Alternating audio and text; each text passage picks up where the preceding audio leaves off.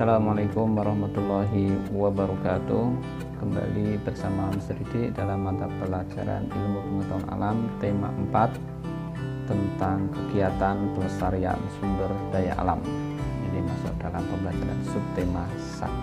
Baik. Di sini ada poster. Kita lihat ada gambar bumi dan ini ada gambar pohon yang ditebang seakan-akan korek api yang membakar. Tebang satu kau panaskan semua.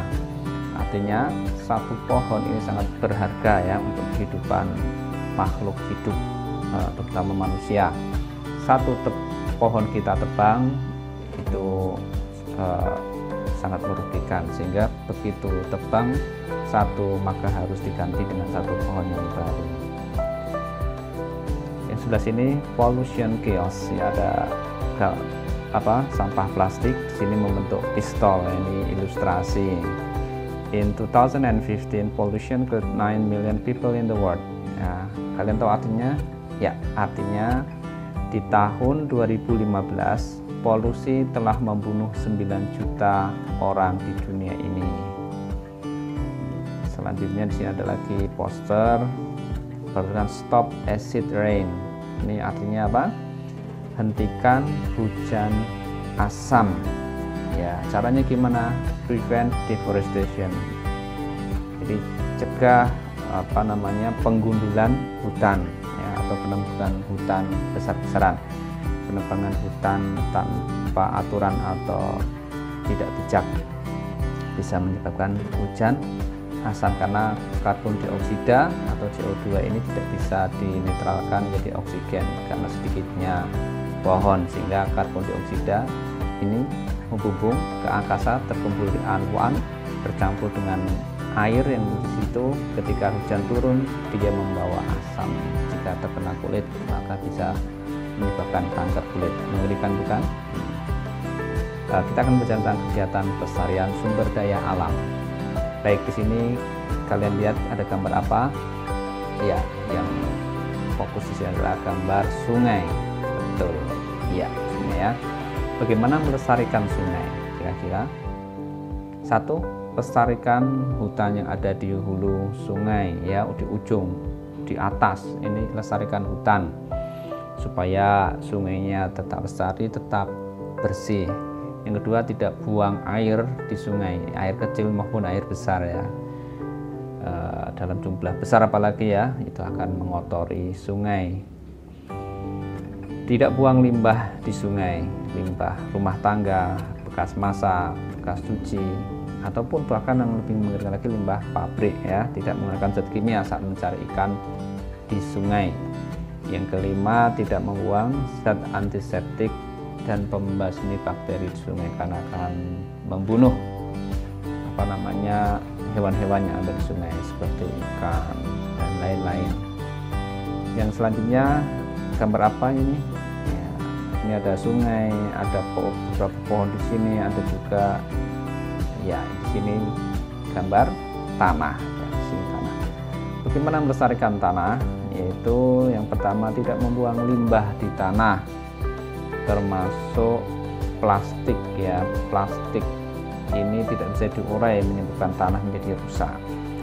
Tidak membuang polutan di tanah. Polutan, apa itu polutan? Polutan adalah benda-benda yang menyebabkan polusi, seperti limbah tadi ya, cairan limbah. Plastik itu juga termasuk polutan.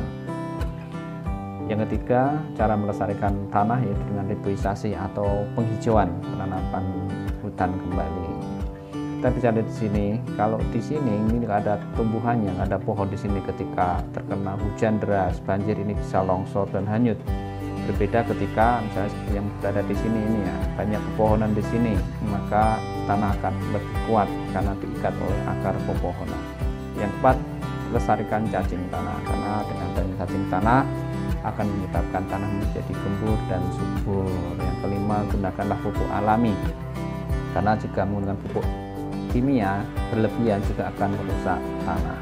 Yang keenam, tidak berlebihan dalam menggunakan pupuk kimia. Dan masih banyak lagi cara melestarikan tanah. Coba kalian cari, jika kalian dapat boleh kalian share di kolom komentar di bawah ya, di bawah ini. Ya, ini gambar apa? Ya, ini ada sungai kecil di sini. Nah, kita akan membahas tentang tanaman, ya, tanaman atau tumbuhan atau pohon atau hutan. Bagaimana melestarikannya?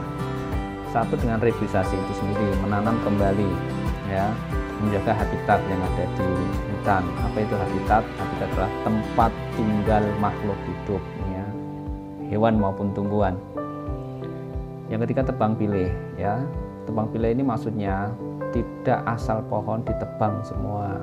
Tidak ada pohon yang sudah tua, ada yang pohon muda. Maka yang ditebang yang sudah tua dulu, yang muda biarkan.